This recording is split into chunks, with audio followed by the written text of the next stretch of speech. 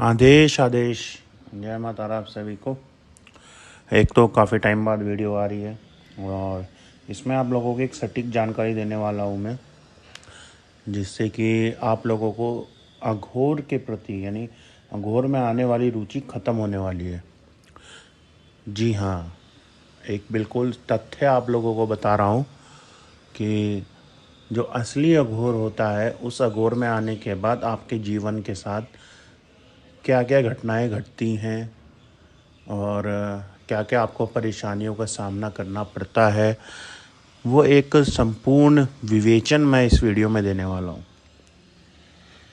तो आप में से बहुत लोग हैं जो चाहते हैं कि मैं अघोर में आ जाऊँ, अघोर में दीक्षा ले लूँ, फलाना सिद्धियाँ मेरे पास खुद ही आ जाएंगी, ये आ जाएगा, वो आ जाएगा, फलाना है, ढिमकाना है, जो भी है, जो भी आप लोग सोचते हो। लेकिन आज मैं आप लोगों के समक्ष एक बहुत ही रियल और अपना खुद का मैं आप लोगों के समक्ष एक एक्सपीरियंस शेयर करूँगा कि अघोर में आने के बाद ज़िंदगी के अंदर क्या चेंजेस आते हैं। तो शुरुआत करते हैं। आप अघोर में आते हैं, अघोर की दीक्षा ले लेते हैं। अघोर की दीक्षा के बाद सर्वप्रथम तो 5 चरण होते हैं।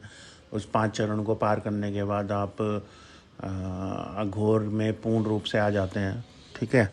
और लेकिन हाँ, उसके बाद आपकी ज़िंदगी कैसे चलती है, यानी कि आपकी ज़िंदगी कितनी अच्छी चलती है, क्या एक स्मूथ फ्लो में चलती है कि नहीं चलती है, उस पर आज अपन बात करेंगे। तो अघोर में आने के बाद सर्वप्रथम हमेशा ध्यान रखिएगा, एक आप लोगों के समक्ष एक बात है कि लक्ष्मी आपसे रुष्ट हो जाएगी। रुष्ट यानी उस लेवल की रुष्ट नहीं हो जाएगी कि आपके पास पैसे ख़त्म हो जाएंगे, ठीक है।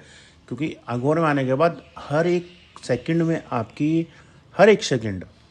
आपकी परीक्षाएं स्टार्ट हो जाएगी, चाहे वो गुरु के माध्यम से हो या आपके इष्ट के माध्यम से। क्योंकि अघोर में आने के बाद आपका इष्ट वही हो जाता है जो उस पंथ का इष्ट होता है, ठीक है।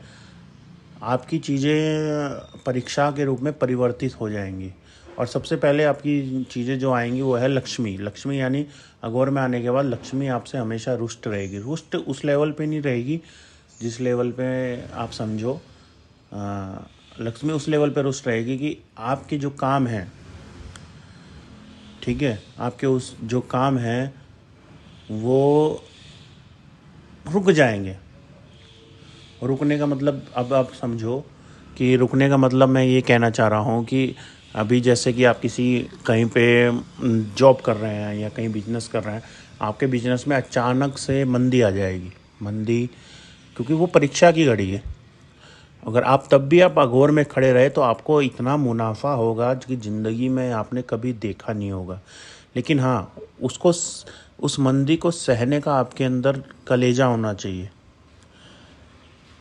तभी आप आगे बढ़ पाओगे अघोर में और किसी भी क्षेत्र में। मैं साधक की जीवनी को लेकर कोई भी कटाक्ष नहीं कर रहा हूँ, मैं अघोर की ज़िंदगी को लेकर कटाक्ष कर रहा हूँ, ठीक है। अघोर में सर्वप्रथम आपको हमेशा पैसों की कमी लगी रहेगी। और लगी रहेगी का मतलब ये नहीं है कि हमेशा लगी रहेगी, यानी कि आप जो भी कार्य कर रहे हैं उस कार्य में आपको अचानक से लक्ष्मी आपसे दूर होती हुई दिखेगी। लेकिन अचानक से ही उसी कार्य में आपको फ़ायदा भी होगा, और ऐसा फ़ायदा होगा कि जिसमें आपको लगेगा कि यार इतने पैसे मेरे बनते थे लेकिन उसके बावजूद उससे ज़्यादा मेरे पास आ गए। ये अघोर का कार्य है। लेकिन उसके लिए आपको अपने इष्ट पे, अपने गुरु पे पूर्ण रूप से विश्वास होना चाहिए। और जिसने विश्वास खो दिया अपने इष्ट से या अपने गुरु से, तो वो अघोर में उसकी जीवन नरकता की ओर चली जाएगी, यानी नर्क की ओर चला जाएगा। तो अघोर दो धारी तलवार है। आप उस पर चलते हैं तो आपके पैर कटेंगे, लेकिन इस साइड गिरते हो या दूसरी साइड गिरते हो तो नहीं भी गिरते हो लेकिन पैर तो कटेंगे, क्योंकि दोनों तरफ खाई है, आपके पैर तो कटने ही कटने हैं। तो अघोर कोई इतना आसान कार्य नहीं है जिसको आप समझो कि अघोर में दीक्षा लेने के बाद हम अघोरी हो गए, हम ये कर ले। अघोर इसको नहीं बोलते, अघोर उसको बोलते हैं कि आपके जीवन में हमेशा हमेशा चुनौतियाँ आती ही रहेंगी। उन चुनौतियों से अगर आप बिना हारे इस पथ पे या उस पंथ पे आप लगातार चलते रहेंगे तो ज़िंदगी में आपको कोई हराने वाला नहीं मिलेगा। मैं अघोर की सिर्फ बुराई नहीं कर रहा हूँ, मैं आप उसको एक अच्छाई भी आप लोगों को बता रहा हूँ कि अघोर में आने के बाद आपकी जो प्रेजेंट डे है वो ख़राब हो सकता है, लेकिन फ्यूचर बनेगा। आपका फ्यूचर बहुत एक्सट्रीम लेवल पे डिफ़ाइन हो सकता है। डिफ़ाइन यानी कि आप समझिए कि आपको आप जो आप प्रेजेंट में कर रहे हो, आपके कर्म कट रहे हैं अघोर में आने के बाद। आपके पूर्व जन्म के कर्म, प्रेजेंट के कर्म वो कटते हैं। और अघोर में आने के बाद हमेशा याद रखिएगा कि आपके जो जितने भी कर्म हैं वो at a time he start हो जाते हैं, तुरंत।